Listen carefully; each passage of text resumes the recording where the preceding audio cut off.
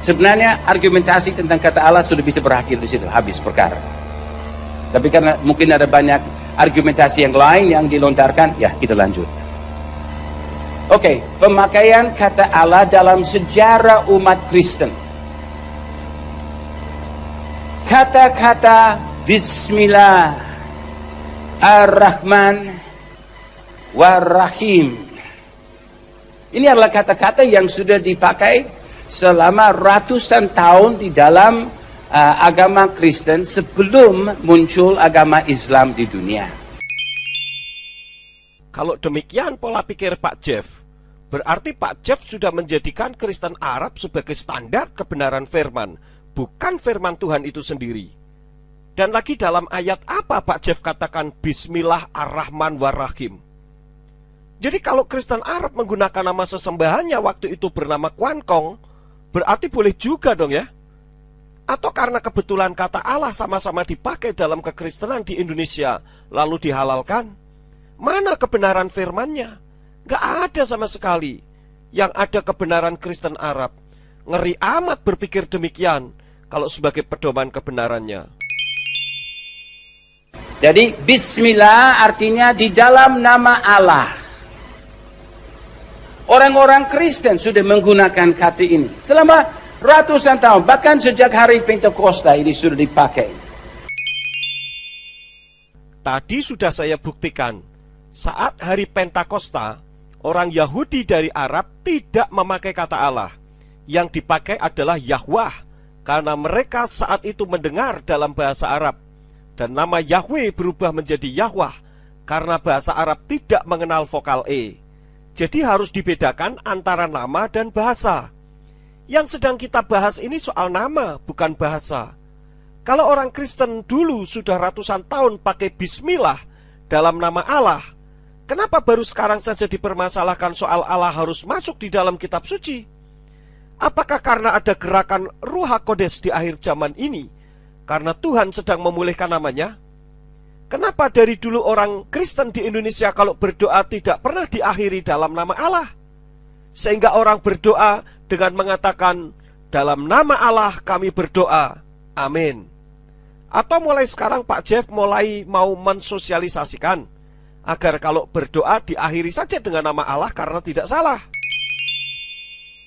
Bahkan di dalam lebih dari 20 gedung gereja di Madaba dekat Bukit Nebo, Jordan, dan banyak rumah orang-orang Kristen di Syria, Lebanon, Irak.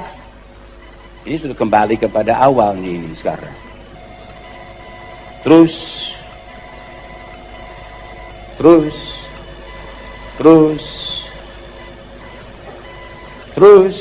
itu di situ sudah temukan kembali. Jadi di dalam lebih dari 20 gedung gereja di Madaba dekat Bukit Nebo, Yordan, dan banyak rumah orang Kristen yang di Syria, Lebanon, Irak, dan Palestina. Dari abad keempat. Nah, Islam lahir di dunia pada abad ke-7. Jadi dari abad keempat sudah ada tulisan-tulisan di dalam inskripsi sejarah di dalam gereja-gereja di mana ditemukan istilah Bismillahirrahmanirrahim. Dalam nama Allah, Sang Rahmat, Sang Belas Kasihan. Sangat aneh kalau inskripsi yang ditemukan abad keempat dijadikan sebagai kebenaran. Sementara firman Tuhan sendiri yang jauh ribuan tahun sebelumnya tidak lagi digunakan. Jangan-jangan nanti isi seminar Pak Jeff ini bisa menjadi kebenaran firman yang melebihi firman Tuhan itu sendiri. Sebenarnya dengan Pak Jeff mengatakan Bismillah yang artinya dalam nama Allah, itu sudah membuktikan kalau Allah itu nama, bukan sebutan. Jadi jangan berputar-putar dan diputar-putar sehingga orang menjadi pusing 7 keliling. Kalau Pak Jeff menyamakan Allah dengan Elohim, adakah satu ayat yang mengatakan di dalam nama Elohim? Tidak pernah ada, Pak. Yang ada diberkatilah dia yang datang dalam nama Yahweh. Itu ada di dalam Mazmur pasal 118 ayat yang ke-26. Demikian juga jika mengucapkan sumpah atau nasar di dalam Matae atau Matius 5 ayat 33, Imamat 19 ayat 12, Bilangan 30 ayat 2, ayat 3, Ulangan 6 ayat 13, Ulangan 23 ayat yang ke-21 dan sebagainya. Jadi sekalipun itu dianggap sebagai inskripsi Arab Kristen, namun jelas tidak sesuai dengan Alkitab Ibrani. Lalu apa bisa dipakai untuk panutan terjemahan yang benar? Ini adalah salah satu inskripsinya yang dalam bahasa Aram, bahasa Yunani, dan bahasa Arab dari gedung gereja St. Sergius ditulis pada tahun 512. Jadi orang Kristen sudah menggunakan kata-kata ini. Jadi orang Kristen tidak mengambil kata Allah dari agama yang lain. Ini adalah kata asli di dalam gereja Tuhan sejak hari Pentakosta, adalah kata biasa yang dipakai di sepanjang sejarah gereja. Jangan karena ada inskripsi yang ada di dalam gereja St. Sergius ada kata Allah, lalu dianggap sebagai kebenaran.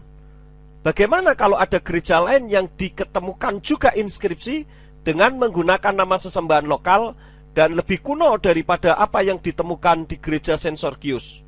Apakah juga bisa dipakai dalam kekristenan dan dianggap sebagai dasar kebenaran? Lalu dasar firmannya mana? Bagaimana kalau gereja Pak Jeff menulis dalam prasasti dengan kalimat dalam nama Jeff Hammond, lalu ribuan tahun mendatang diketemukan orang? Apakah lalu orang yang hidup ribuan tahun mendatang menggunakan nama Jeff Hammond dianggap sebagai kebenaran? Yang tidak ada di dalam kitab suci jangan dianggap satu kebenaran. Jadi jangan menambahi atau mengurangi firman. Kalau Pak Jeff mengadakan pendekatan melalui inskripsi, bagaimana dengan inskripsi Lakis abad ke-7 sebelum Masehi yang ditemukan pada tahun 1935 sampai 938? Ini inskripsi yang jauh lebih tua dari apa yang Pak Jeff sodorkan tadi, yang memuat nama Yahweh masih dalam bentuk Paleo Hebrew. Apakah inskripsi ini salah? Bagi saya, inskripsi sekalipun, kalau bukan firman ya jangan sampai mengalahkan firman dong Pak. Kalau inskripsi bisa lebih berkuasa sehingga firman harus bercermin kepada inskripsi, jadikan saja semua inskripsi sebagai firman Tuhan. Iman macam apa ini? Nah, berikutnya inskripsi kuno umat Kristen Arab telah menggunakan kata Allah sebelum zaman Islam. Nah, ini ditemukan di dalam kuburan-kuburan orang Kristen dan di dalam gedung-gedung gereja yang ditemukan di al-Jimal, Jordan. Jadi, di dalam wilayah Timur Tengah itu adalah soal biasa. Berikutnya, di dalam musyawarah gereja Nicaea pada tahun 325 AD, para pemimpin gereja sedunia, termasuk banyak yang datang dari wilayah Arabia, Yaman, Yordan, dan di dalam daftar-daftar nama mereka ditemukan nama-nama seperti Uskup Abdallah. Nah, saya mau ambil di punya nama Abdallah ini untuk sejenak. Memang arti dari kata ini hamba Allah. Apa di sini ada orang yang kenal orang yang punya nama Abdallah? Ada? Jadi, tapi ada Abdallah, ada orang yang lain yang punya nama Abdillah, ada yang lain yang punya nama Abdullah. Ketiga nama itu adalah nama-nama biasa. Ada Abdallah, Abdillah, Abdullah. Itu soal biasa. Jadi yang ini namanya Abdallah. Tapi ada yang lain Abdillah, ada yang Abdullah. Nah, itu adalah karena huruf alif yang sering kali disebut sebagai A panjang. Sebenarnya itu alif, itu bisa A, bisa I, bisa U. Tergantung fungsinya di dalam kalimat dan penempatannya. Itu sebabnya kita juga tahu roh Allah, rohullah, bisa juga temukan rohil kudus, rohal kudus, rohul kudus dalam bahasa Arab.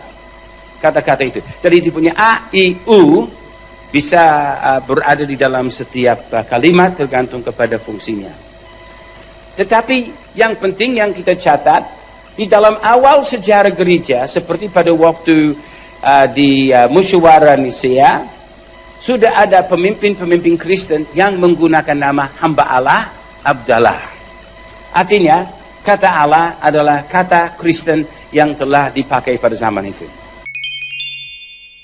Pak Jeff jangan mengalihkan substansi pembahasan kita ini dengan mengacaukannya dengan pendekatan massa. Kebenaran itu tidak tergantung banyak sedikitnya orang yang mengikutinya. Kebenaran adalah kebenaran. Mose waktu mengutus 12 pengintai, 10 orang memberikan laporan yang berbeda dengan laporan yang disampaikan oleh Kaleb bin Yefune dan Yehosua bin Nun. Namun syukur kalau Mose tidak mengikuti pendekatan massa, melainkan kepekaan akan kebenaran. Saya mengharap pendengar bisa mengerti maksud saya ini. Berikut di dalam sejarah kita melihat bahwa Al-Quran juga mengakui bahwa kata Allah adalah kata umum yang dipakai sebagai sesembahan umat Yahudi dan umat Kristen di zaman Muhammad pada abad ke-7. Itu saudara bisa selidiki di dalam surah 5 ayat 17 sampai 18 dan banyak-banyak ayat yang lain. Kalau dalam Quran ada satu pengakuan bahwa Allah dipakai sebagai kata umum, yaitu sebagai sesembahan orang Yahudi oleh orang yang mengimani Quran, hal itu karena yang menulisnya menganggap bahwa Tuhan itu sesuai iman mereka adalah Allah, karena mereka mengimaninya demikian. Dan bagi saya sah-sah saja, karena itu iman mereka dan kita justru harus menghargai iman mereka. Jadi hal itu karena disesuaikan dengan pemahaman mereka yang mengimani bahwa Allah itu sebagai nama Tuhannya. Jadi problemnya apa? Namun Pak Jeff harus tahu, kalau Quran juga menulis bahwa nama Allah juga selalu diperdebatkan, di mana orang Yahudi dan Nasrani selalu mempermasalahkan sesembahan yang bernama Allah terhadap orang Arab yang mengimani kitabnya. Coba baca di dalam Quran surat 2 Al-Baqarah ayat 139. Kalau kata Allah dalam Quran dianggap sebagai kata umum, kenapa Quran tidak mengakui Yesua yang selama ini di Indonesia dikenal dengan nama Yesus, dan dalam Quran ditulis dengan kata Isa sebagai sesembahan juga? Coba jawab, Pak. Jadi di dalam sejarah Arabia, orang-orang Yahudi yang pada waktu itu adalah mayoritas masyarakat yang di daerah di kota Medina. Medina pada waktu itu adalah kota Yahudi. Minoritas Kristen dan yang kafir penyembah berhala juga ada sedikit. Kemudian pada waktu Muhammad pindah di situ membawa tentaranya di situ dan panggil orang dari berbagai-bagai suku di situ, itu menjadi pusat atau markas dari tentara Muhammad. Tetapi sebelum itu, kata Allah adalah kata biasa. Orang Yahudi sampai hari ini. Nah, sejarah orang Yahudi di daerah Arabia sampai ke selatan dari semenanjung Arabia di Yaman adalah sejarah sejak zaman Salomo sampai hari ini. Kalau sekarang di Yaman masih sisa 200 orang Yahudi masih tinggal di situ. Dan di dalam penyembahan mereka sebagai orang Yahudi, di dalam waktu mereka pakai 3 bahasa. Mereka pakai bahasa Ibrani, bahasa Aram, dan bahasa Arab. Dan di dalam bahasa Arab mereka pakai kata Allah. Kenapa?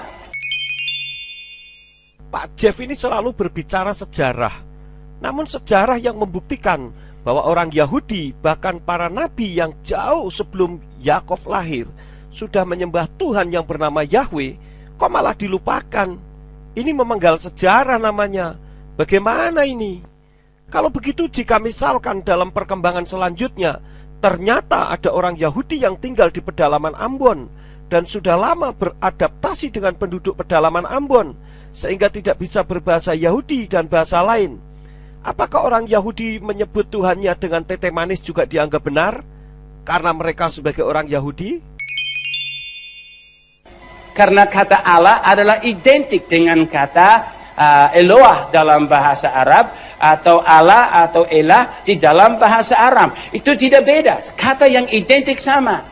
Itu sama dengan saudara atau saudara. Cuma dialek yang berbeda di dalam ucapan. Untuk yang kesekian kalinya saya tegaskan bahwa Allah itu tidak sama dengan Eloah, Elah maupun Elohim. Karena Allah itu personal name, sedangkan Eloah, Elah, Elohim itu generic name. Jadi tidak sama dengan saudara dan susudara. Memang kalau saudara, saudara, susudara itu dialek, tetapi Allah tidak. Di depan sudah saya terangkan perbedaan ini ya. Berikut kita melihat di dalam sejarah gereja, di dalam naskah Alkitab bahasa Arab yang lengkap, yang tertua, yang sudah ditemukan, disebut Kodeks 151 di Mesir, dari tahun 867 Masehi. Bahkan ada juga fragmen-fragmen ayat-ayat bahasa Arab pra-Islam yang lebih tua. Tetapi kalau yang lengkap sebagai Alkitab bahasa Arab tertua yang lengkap, itu dari tahun 867. Saudara tahu pada waktu Alkitab King James Bible ditulis, bahwa naskah tertua yang dimiliki oleh gereja itu adalah dari abad ke-11.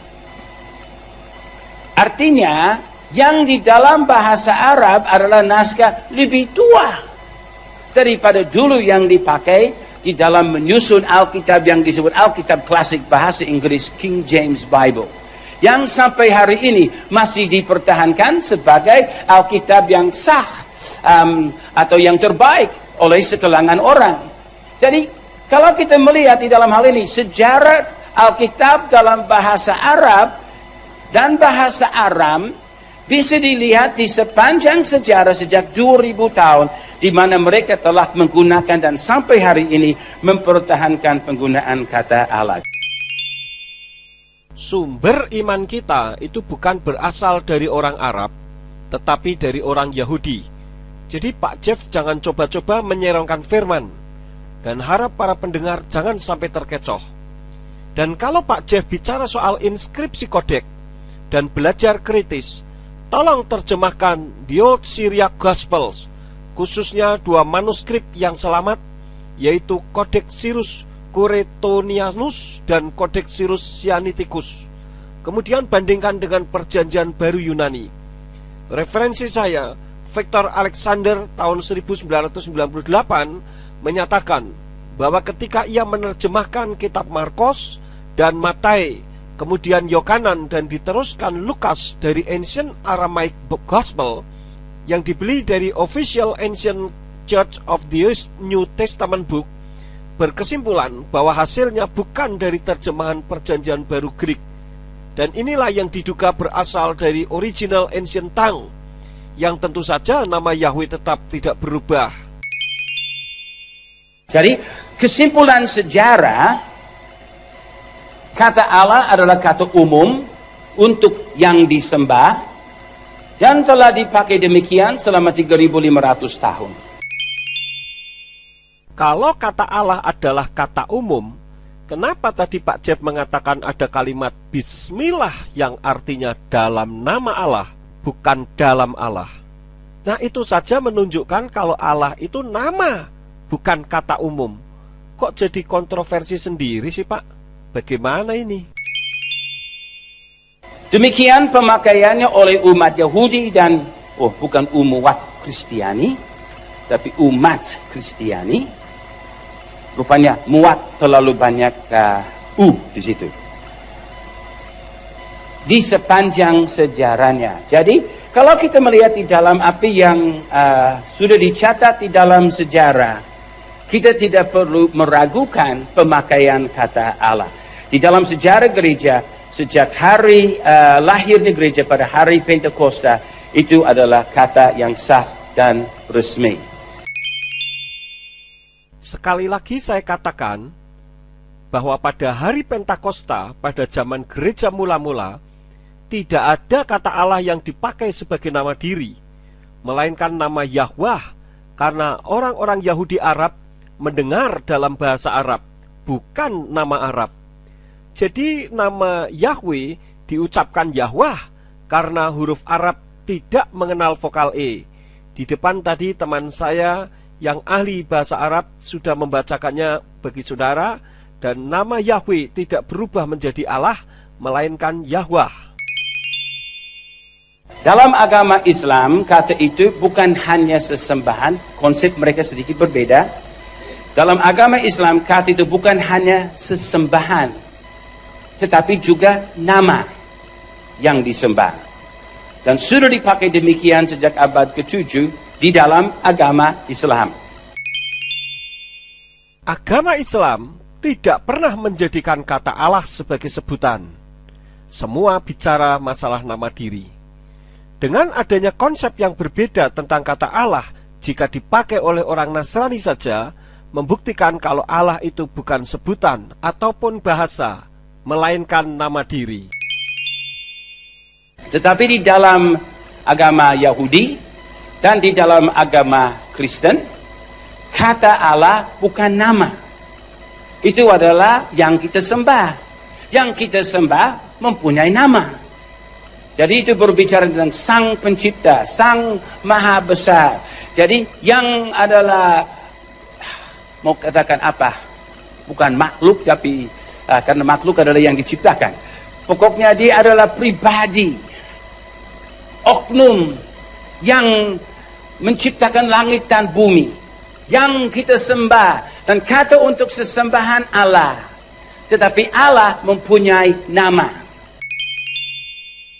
Ada banyak ayat dalam kitab terbitan Lembaga Alkitab Indonesia yang kalau diklarifikasikan dengan bahasa Ibrani, kata Allah, khususnya yang dengan huruf kapital semua, itu paling banyak mengacu kepada nama pribadi. Jadi pernyataan Pak Jeff tersebut ngawur. Nah itu nanti kita mau selidiki lebih lanjut juga. Oke, selanjutnya apakah kata Allah? Jadi di dalam sejarah kata Allah bisa dipertahankan. Sejarah itu beda dengan nama diri dalam firman Tuhan. Firman Tuhan dengan tegas menolak pengubahan nama diri sesembahan yang bernama Yahweh menjadi nama sesembahan lain. Sejarah itu bisa berubah-ubah sesuai dengan perkembangannya mengikuti zaman. Sedangkan nama diri dalam firman Tuhan itu bersifat tetap dan baku dan tidak terpengaruh oleh lekangnya zaman. Ayat-ayat yang melarang pengubahan nama sesembahan banyak, dan sebagian sudah saya sampaikan di depan tadi. Kedua, apakah kata Allah dapat dipertahankan oleh umat Kristen menurut teologi Alkitab? Apa bisa? Ini penting, kita perlu selidikinya. Pertanyaan pertama, siapakah Allah?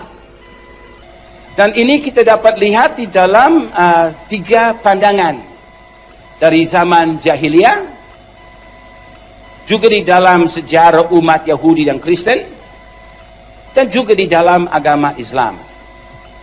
Jadi di dalam zaman jahiliyah, Allah adalah sesembahan dan ratusan Allah. Zaman jahiliyah, jauh sebelum Islam lahir, Allah itu merupakan satu nama sesembahan, satu di antara 360 sesembahan agama politeisme yang ada di Arab, yaitu berhala. Bukannya ada ratusan Allah, tetapi pribadi sesembahan atau yang disembah. Sebab Allah itu nama diri, bukan sebutan. Ada Al-Lata, Al-Uzza, Al-Manat, Al-Hubal, dan sebagainya. Lalu ada Allah di antaranya. Atau ya kalau tunggalnya Al-Ilah atau jamaknya Al-Aliha. Allah itu bukan berasal dari Al-Ilah, apalagi Al-Alihah. Ngawur itu. Karena Allah itu nama diri tunggal, tidak bisa dibuat jamak. Coba dengarkan saja penjelasan berikut dari teman saya yang memang ahli bahasa Arab tentang Allah yang bukan berasal dari Al-Ilah karena dianggap tunggal. Allah itu bukan sebutan atau dari Al-Ilah. Kenapa? Karena satu, Allah itu nama Tuhannya umat Islam. Contoh, ketika orang Islam di Arab sembahyang, mereka mengucapkan Allahu Akbar. Begitu juga dengan orang Islam yang ada di Amerika, mereka tetap mengucapkan Allahu Akbar, bukan God Akbar. Kedua, Allah itu bukan dari al-ilah dengan menghilangkan alif seperti yang dijelaskan para dosen Islamologi. Sehingga tinggallah. Kalau begitu, maka artinya akan berubah. Bukan Tuhan atau dewa lagi, tetapi li syakhsin atau baginya laki-laki. Ketiga, ilah itu sudah satu paket kosakata yang tidak bisa dipenggal karena dia kata benda bukan kata kerja. Keempat, ilah bisa dimasukkan alif lam karena ilah adalah gelar atau sebutan, sedangkan Allah tidak bisa karena dia adalah nama pribadi. Contoh, ustazun atau guru laki-laki bisa dimasukkan dengan alif lam sehingga menjadi al-ustazu. Tetapi Fatimah tidak bisa ditulis menjadi al-Fatimah karena Fatimah itu adalah nama pribadi. 5. Ilah atau al-ilah ada musannanya, yaitu ilahani, artinya dua Tuhan atau dua dewa. Sedangkan Allah tidak ada musannanya atau tasnianya. Kalau ada, artinya bukan Allah lagi, tetapi menjadi Allahani. Ini menggantikan nama sesembahannya umat Islam.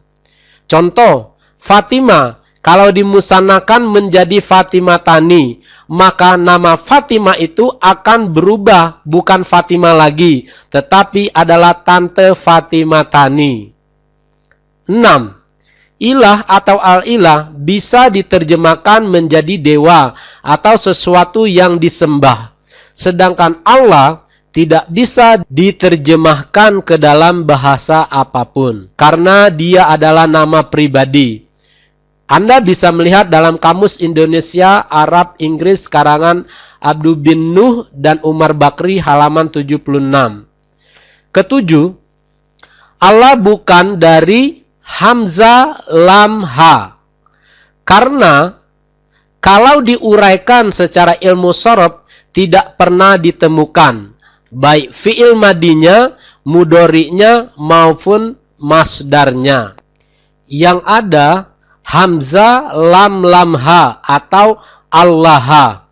Tetapi kalau diuraikan secara wazan dalam ilmu sorof juga tidak bisa menjadi Allah.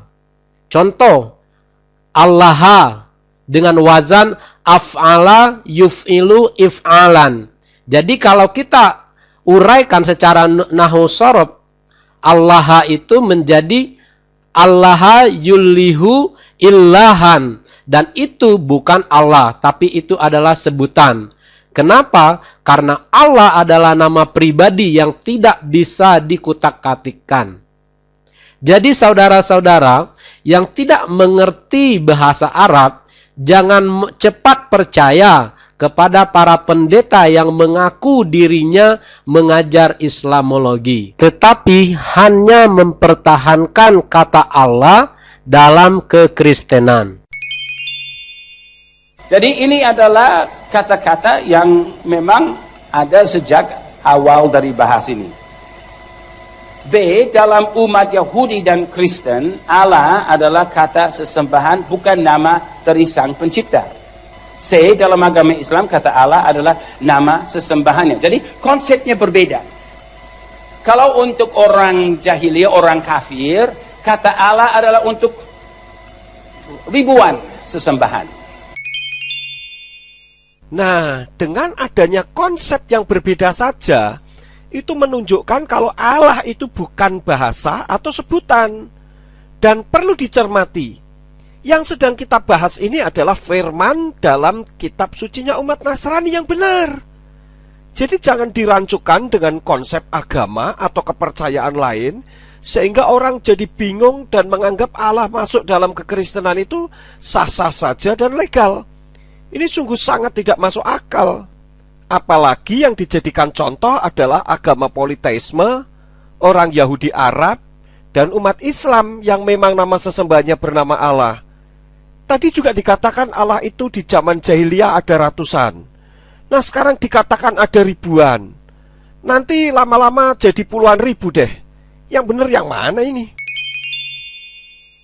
Untuk bulan, bintang, matahari, sungai, pohon, pokoknya mereka mau pakai kata itu adalah cara mereka menggunakannya. Tetapi di dalam Kristen dan di dalam Yahudi, itu dipakai sebagai sesembahan kita yang memiliki nama di atas segala nama. Tetapi namanya bukan Allah.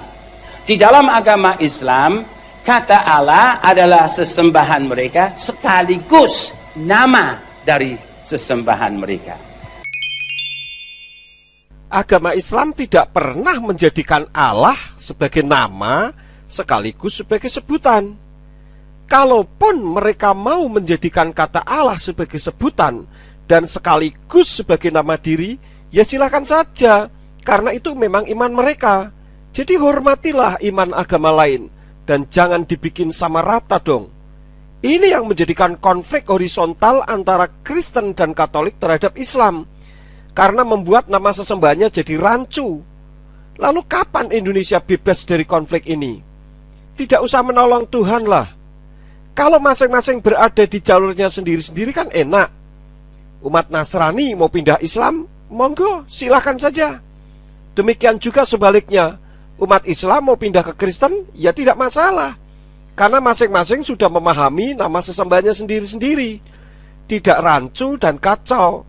Jadi bisa hidup berdampingan karena setiap warga negara punya hak untuk memeluk agamanya masing-masing.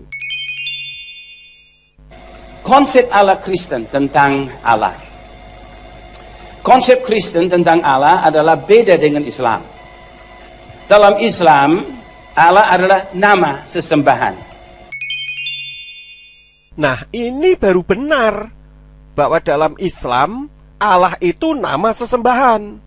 Jadi jangan ditambah-tambah dengan kalimat sekaligus merupakan sebutan lah. Nanti diprotes umat Islam repot loh Pak. Karena umat Islam tidak pernah berkata Allah-Allah. Dalam Islam, Allah bukan bapa dan tidak mempunyai anak. Hal-hal ini jelas berbeda dengan konsep Kristen. Dalam konsep Kristen, kata Allah bukan nama tetapi kata sesembahan. Seperti Elohim dalam bahasa Ibrani, Theos dalam bahasa Yunani, Allah dalam bahasa Aram, Deo atau Deos dalam bahasa Latin, dan God dalam bahasa Inggris. Di depan tadi sudah saya jelaskan bahwa dalam kekristenan tidak ada istilah kata Allah. Itu merupakan pemerkosaan terhadap bahasa Indonesia. Sebab pemahaman penggunaan kata Allah jika dipakai dalam kekristenan menyebabkan adanya perbedaan makna dan konsep. Dan itu membuktikan kalau kata Allah sebenarnya tidak bisa dipakai dalam kekristenan, karena akan melanggar kaidah sebuah kata dalam bahasa. Allah juga tidak sama dengan Elohim, karena Elohim itu jamak dan merupakan sebutan atau generic name, sedangkan Allah itu personal name. Kalau Pak Jeff katakan bahwa kata Allah itu bukan nama, bagaimana dengan ayat-ayat yang diterjemahkan oleh Lembaga Alkitab Indonesia dengan menggunakan huruf kapital semua, yang ternyata jika diklarifikasikan ke bahasa Ibrani, ternyata itu nama diri Yahweh. Jadi kalau dibaca dalam bahasa Indonesia pun tentu akan bermakna nama, bukan kata yang berarti sesembahan, seperti yang Pak Jeff katakan tadi. Allah yang diterangkan Pak Jeff ini, Allah yang mana nih? Karena dalam penggunaan kata Allah dalam kekristenan yang diterjemahkan oleh Lembaga Alkitab Indonesia, jadi ada Allah huruf besar semua, ada Allah hanya A-nya saja yang besar, dan Allah huruf kecil semua. Penerjemahan demikian tentu saja sangat rancu. Kalau dibaca, bagaimana bisa dibedakan? Mana yang huruf besar semua, mana yang hanya huruf depannya saja yang besar, dan mana yang huruf kecil semua? Apakah pernah ada orang berdoa, Ya Allah yang huruf besar semua, atau Ya Allah yang hanya huruf depannya saja yang huruf besar? Aneh kan kalau ada orang yang berdoa demikian?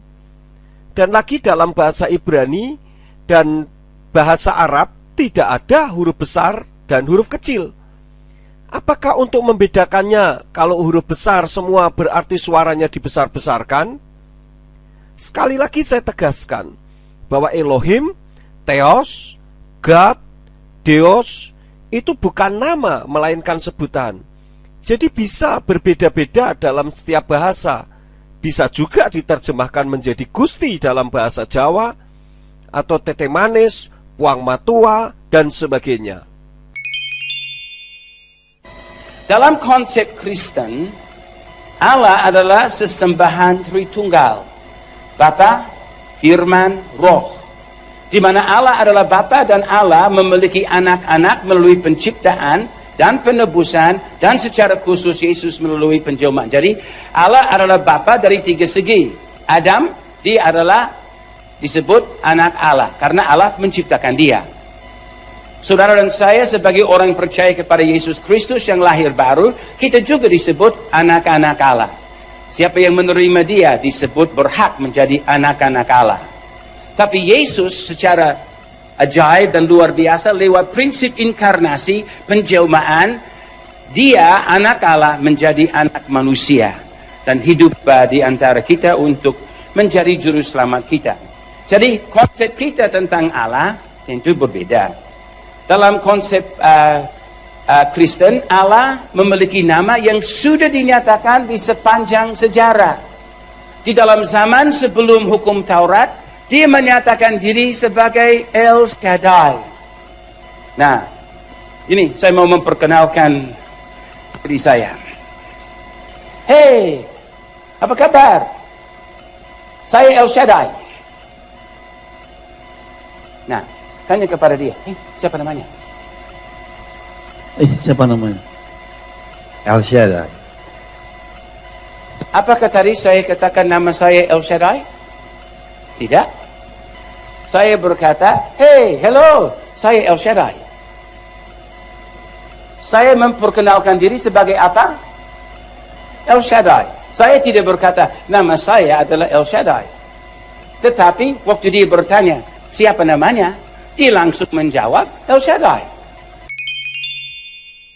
El Shaddai itu bahasa Ibrani yang artinya El yang Maha Kuasa. Dan El itu merupakan bentuk singkat dari Elohim. Jadi ketika Yahweh menyatakan diri sebagai El Shaddai, artinya bahwa Yahweh itu adalah Elohim yang Maha Kuasa. Dan itu memang bukan namanya. Kalau namanya tetap Yahweh. Seperti apa yang ditulis oleh Yesayahu pasal yang ke-42 ayat yang ke-8. Yang berbunyi, Ani Yahweh Husmi. Yang artinya, aku Yahweh itu namaku. Jadi sangat jelas kan? Jangan diputar-putar yang bikin kepala orang jadi berputar kebingungan. Jadi dia mengerti waktu saya memperkenalkan diri. Walaupun saya tidak berkata, namaku adalah El Shaddai. Saya hanya memperkenalkan diri sebagai El Shaddai. Tapi dia langsung mengerti maksudnya adalah nama. Karena nama adalah identik dengan kepribadian seseorang. Jadi di dalam zaman perjanjian lama, di dalam zaman dari Adam sampai Musa, di mana Allah menyatakan diri sebagai El Shaddai, dia tidak menggunakan istilah nama saya adalah El Shaddai, tapi dia menyatakan dirinya sebagai El Shaddai. Jadi namanya siapa? El Shaddai.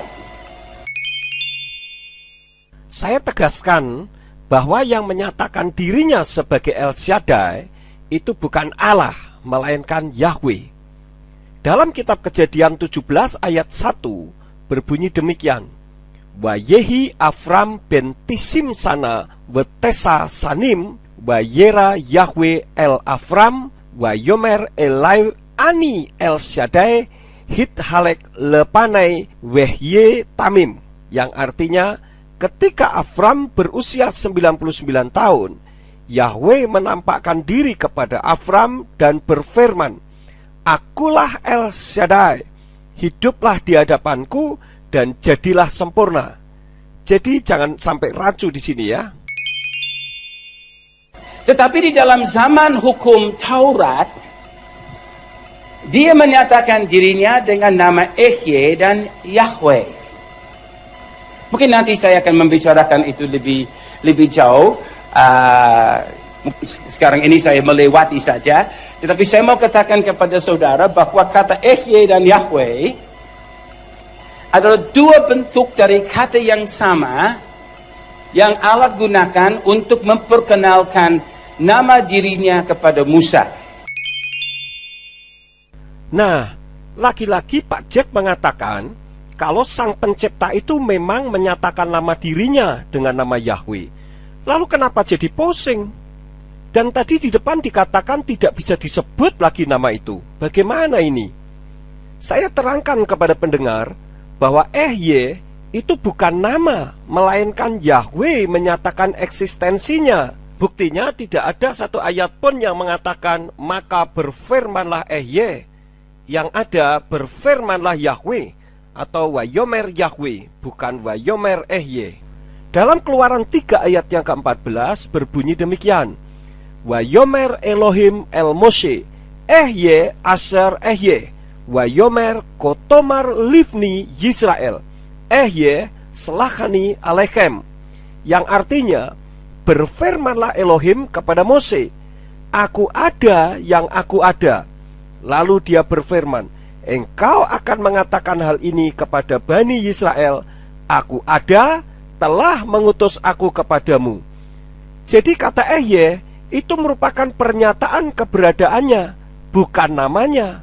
Kalau namanya dinyatakan dalam ayat 15, yang dalam bahasa Ibrani berbunyi Wayomer ot Elohim el Moshe kotomar el bni Yisrael Yahweh Elohei Avotekem Elohei Avraham Elohei Yitzhak wa Elohei Yakov selakani alekem zezemi leolam wa zikri ledordor, yang artinya, dan Elohim berfirman lagi kepada Mose, katakan demikian kepada Bani Yisrael, Yahweh, Elohimnya leluhurmu, Elohimnya Abraham, Elohimnya Yitzhak, dan Elohimnya Yakov, telah mengutus aku kepadamu.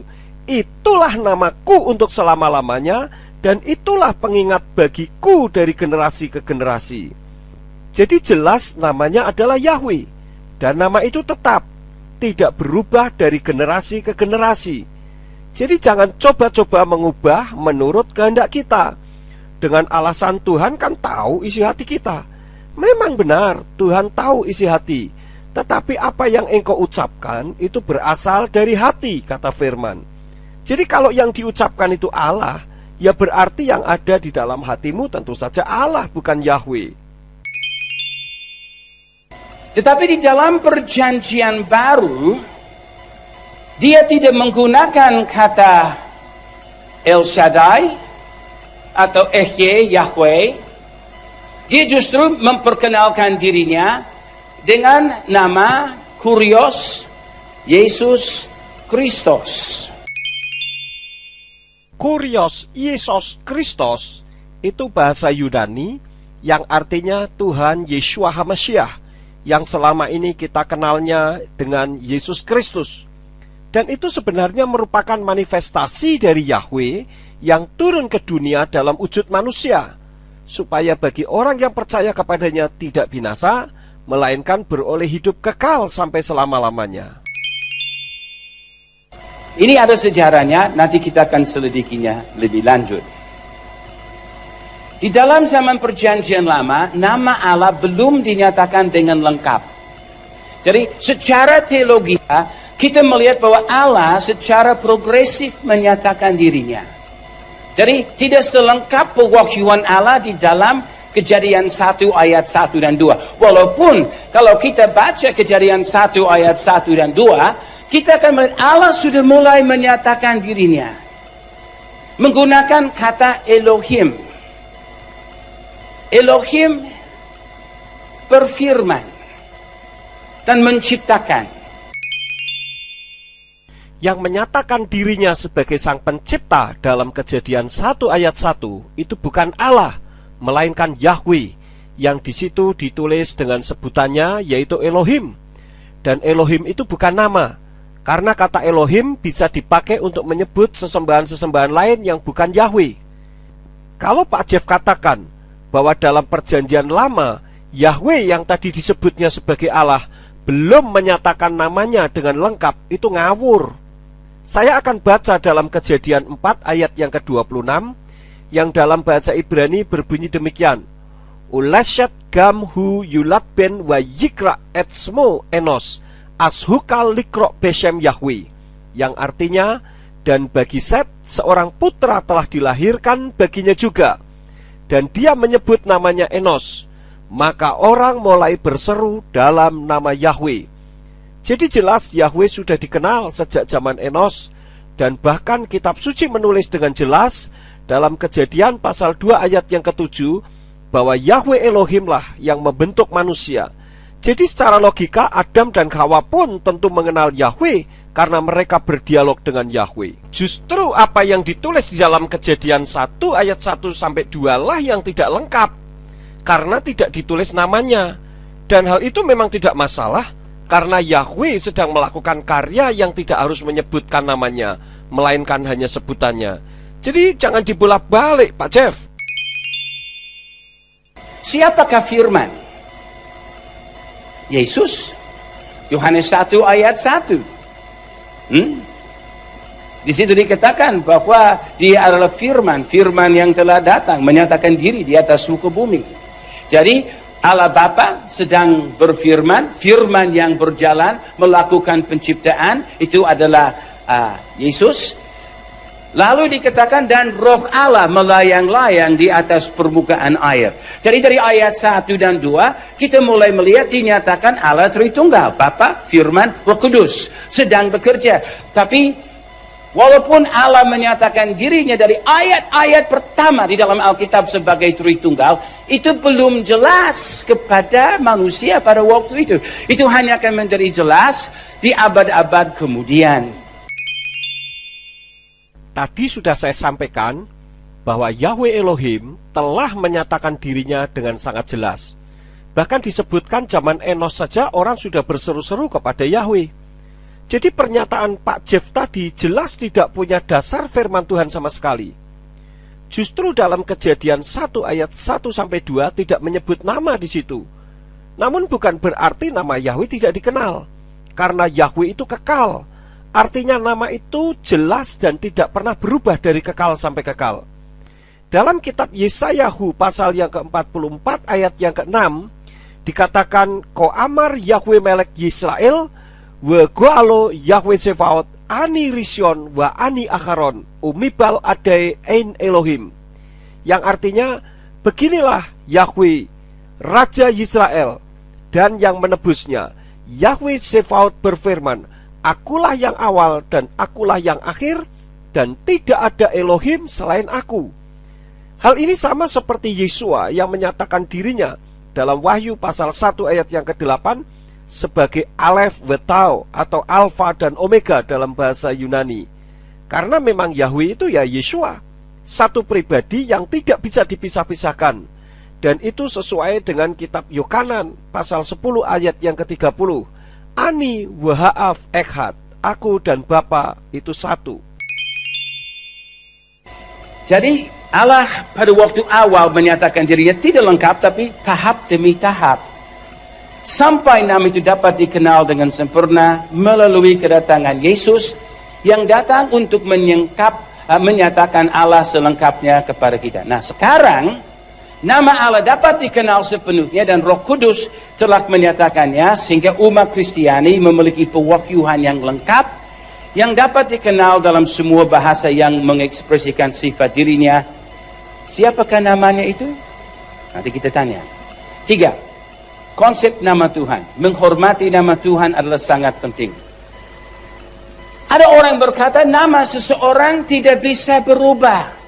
Saya mau tanya di sini. Apa di sini ada orang yang namanya pernah dirubah? Angkat tangan kalau ada yang di sini namanya pernah berubah. Ya, ibu angkat tangan. Siapa lagi? Saya juga, istri saya juga, ibu di situ juga sudah ada. Jadi memang ada beberapa orang di sini. Tetapi bukankah ibu sudah mendengar faham yang berkata nama seseorang tidak boleh berubah? Karena dari faham yang mengutarakan bahwa kita harus pakai kata Yahweh, mereka katakan satu nama tidak boleh berubah. Siapa bilang nama tidak boleh berubah? Mana ada ayat firman Tuhan yang berkata nama tidak boleh berubah? Di mana di dalam undang-undang negara dan undang-undang bangsa-bangsa bahwa dikatakan nama seseorang dilarang berubah? Tidak ada. Itu cuma faham dari seseorang yang mau membekukan pewahyuan dari kitab Keluaran pasal 3. Saudara, Allah mulai menyatakan dirinya di dalam Kejadian 1 ayat 1. Tidak berakhir di dalam Keluaran 3 ayat 14 sampai 16. Pewahyuan Allah akan berjalan terus di sepanjang sejarah. Di dalam Alkitab saja, nama-nama bisa berubah. Abraham menjadi Abraham, Sarah menjadi Sarah, Yakub menjadi Israel, Kefas menjadi Petrus, Saulus menjadi Paulus.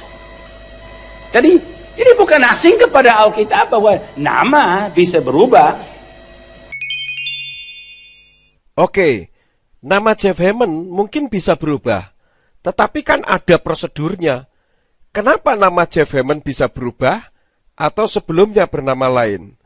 Namun coba kalau Anda yang sudah bernama Jeff Hammond saat ini dan di paspor juga tertulis nama Jeff Hammond, coba saat masuk ke negara lain, tulis saja dengan nama lain yang menurut kemauan Jeff Hammond, atau tulis dengan nama sebelumnya, atau nama apa yang diinginkan.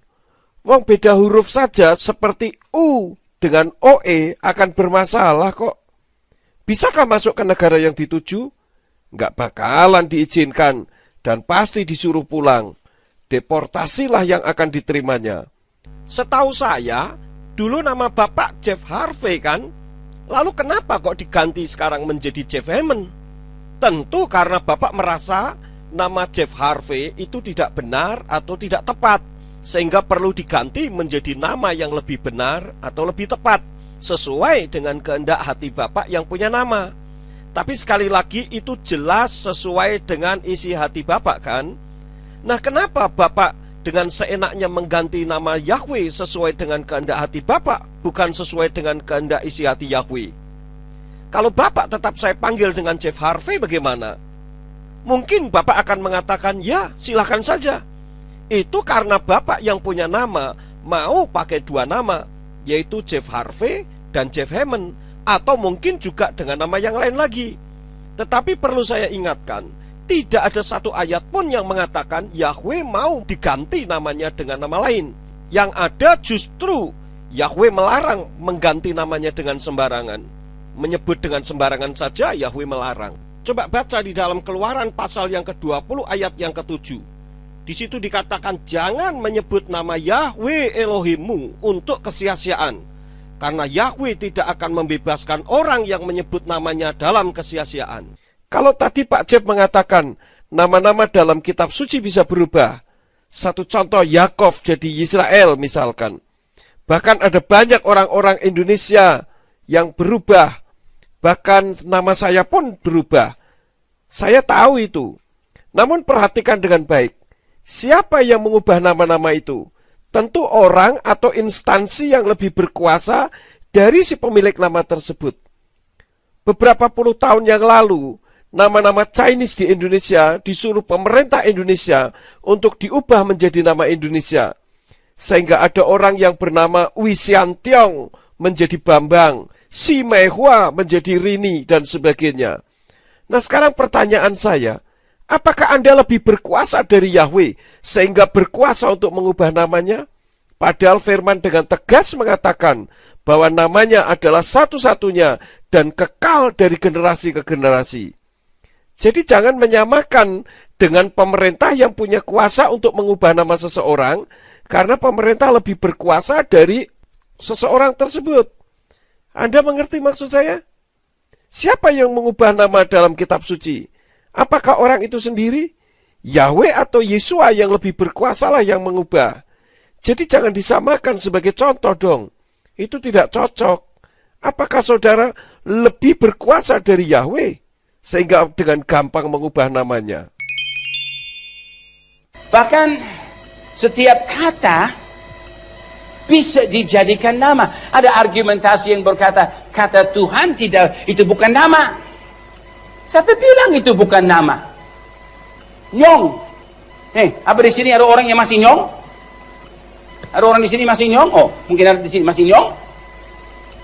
Kata Nyong pada dasarnya bukan nama. Itu adalah kata dalam bahasa Indonesia, ada Nyong, ada Nona. Tetapi saya kenal orang di Indonesia yang namanya Nyong. Saya juga kenal seorang ibu yang namanya Nona. Ibu Nona. Lucu bilang Ibu Nona. Tapi sama juga bahasa kata boy. Boy dalam bahasa Inggris berarti anak laki-laki. Tapi saya kenal satu pendeta ya dari dulu-dulu di Manado namanya Boy Long Kutoy. Boy dari nama Rose. Kenal istrinya Eddie Leo? Rose itu bunga.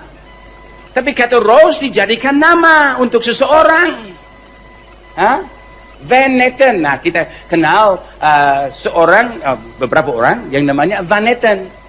Kata Van Netten itu bahasa Belanda. Artinya dari pukat. Dari pukat, Van Netten. Jadi dia mungkin dari keluarga yang dulu nelayan. Sehingga dia punya nama, dia diberi nama sesuai dengan profesinya. Sehingga diberi nama Van Netten. Sama juga bahasa Inggris Smith. Itu adalah nama yang paling umum dalam bahasa Inggris. Tetapi kalau kata Smith, itu berasal dari tukang besi yang disebut blacksmith. Jadi setiap kata bisa dijadikan nama. Tergantung kita mau. Saudara bisa ada punya anak, bisa kasih nama siapapun. Mau kasih dia nama hitam, mau kasih dia nama ungu, mau kasih dia nama sungai, terserah. Kalau sudah pakai kata itu sebagai nama, kata itu resmi adalah nama. Tidak ada ayat yang berkata hanya beberapa kata yang boleh dipakai sebagai nama. Sama juga dengan kata Tuhan. Tuhan bisa titel, bisa menunjukkan posisi. Tetapi kata itu juga bisa dipakai sebagai nama. Kalau orang dinamakan Tuhan, namanya apa? Tuhan. Kalau namanya dia dinamakan domba, namanya apa? Domba. Nah, saya punya ibu mertua. Saya mungkin satu-satunya menantu yang bisa berkata, mertua saya adalah bebek tua. Kenapa? Karena famnya Duck. Namanya Ina Duck. Saya bisa bayangkan, wah, kenapa mau kasih nama anak Duck? Dia ke sekolah, mungkin orang pak. Dia pasti akan diejek-ejek. Tapi di Australia kami mempunyai senator dulu, namanya Senator Button. Jadi kancing. Setiap kata bisa dijadikan nama. Jadi kalau orang berkata kepada saudara, oh nama itu tidak boleh berubah, itu omong kosong. Itu dari hukum mana yang berkata demikian? Nah, juga banyak kata memiliki makna ganda. Karena misalnya kata Tuhan bisa titel, bisa juga sebagai nama dari yang maha besar. Nama bisa saja punya arti, karena biasanya nama diambil dari sesuatu yang punya arti dari sebuah bahasa. Memangnya kenapa? Di mana salahnya? Saya juga punya teman bernama Rose, tetapi kalau saya ketemu dengan Ibu Rose, saya tetap panggilnya Ibu Rose, bukan Ibu Bunga atau Ibu Mawar. Kalau orang berprofesi sebagai penjual anjing, padahal di kampung itu ada orang yang namanya sama, katakanlah namanya Kartiko, yang satu penjual madu, yang satu penjual anjing, dan yang satu penjual ayam. Terkadang orang untuk membedakannya dengan menyebut profesinya, tetapi itu bukan namanya. Bisa marah orang kalau dikatakan Kartiko anjing atau Kartiko ayam. Mungkin nama Kartiko penjual anjing, nama aslinya adalah Kartiko Siswoyo. Yang penjual ayam namanya Kartiko Gumolo. Nah, karena orang tidak kenal nama belakangnya, maka sering disebut dengan profesinya untuk membedakannya. Tetapi kan itu bukan namanya yang benar. Nah, kalau Yahweh Bagaimana mungkin bisa bernama Tuhan dengan huruf besar semua di Indonesia? Lalu kalau dalam bahasa Inggris berubah menjadi Lord dengan huruf besar semua, berarti di seluruh dunia ini ada ratusan bahasa, maka sama saja dengan nama Tuhan itu ada ratusan dong. Apakah kalau orang yang bernama Eko lalu di Amerika bisa dipanggil Mr. One? Tentu saja tidak. Pak Jeff ini bagaimana? Sebenarnya kan sangat simpel sih. Kok jadi bingung sendiri? Sekarang ini sudah ada kitab suci Hebraic Root Version. Di situ nama Yahweh tidak berubah, masih tetap, walaupun dia dalam bahasa Inggris.